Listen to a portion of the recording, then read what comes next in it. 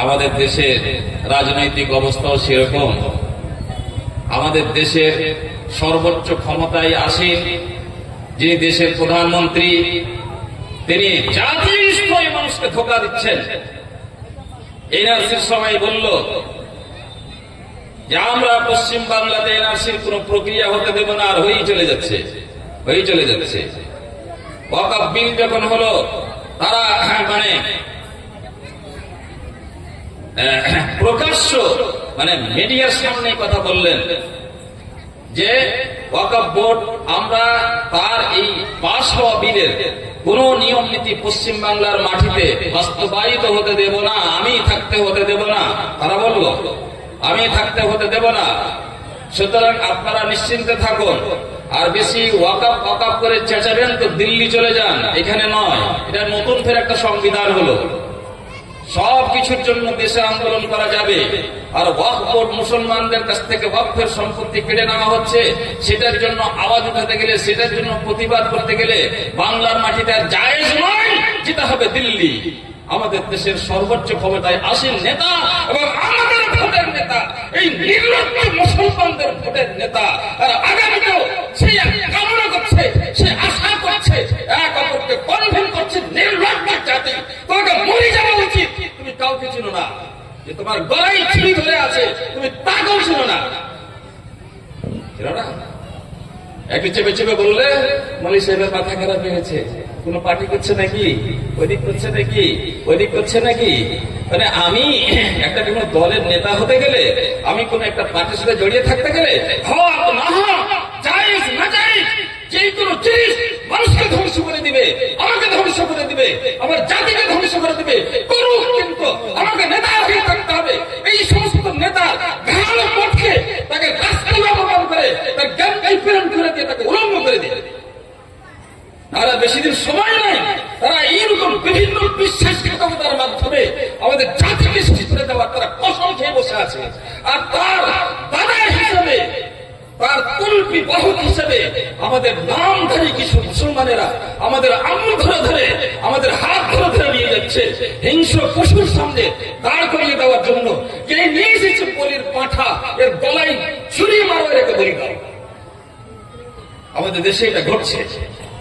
আশ্চর্য বিষয়, সব কথাটা বলতে গেলে, সত্যি কথাটা বলতে গেলে, অন্য তো দূরের কথা, আমাদের রক্ত মাংসের সম্পর্কের মানুষেরা, আমাদের দ্বীন এবং ঈমানের সম্পর্কের মানুষেরা আমাদের সমালোচনা করে, মানুষের সমালোচনা করে, অন্যায়ভাবে সমালোচনা করে। রাজনীতির রওয়া বুঝে না হারামজাদা, আর রাজনীতি নিয়ে বড় বড় কথা বলে, আমাদের বড় প্রবাদ লাগায় এরা যে কিছুই বুঝে না রাজনীতি। ঠিক, আমরা কিছু বুঝি না, কিন্তু তুমি তো তাও বুঝো না, তুমি তো তাও বুঝো না। আজকে আমাদের পার্শ্ববর্তী রাজ্য বিহারে এসআইআর এর প্রক্রিয়া চালু হলো।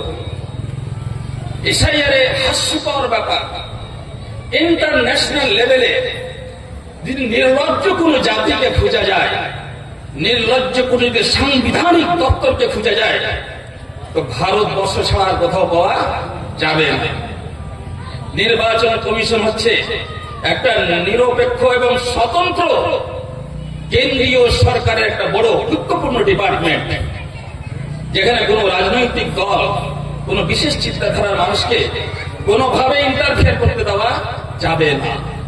সারা দেশের মান মর্যাদা এবং ভোটাধিকার রক্ষা করার মানবটা তার হাতে রয়েছে।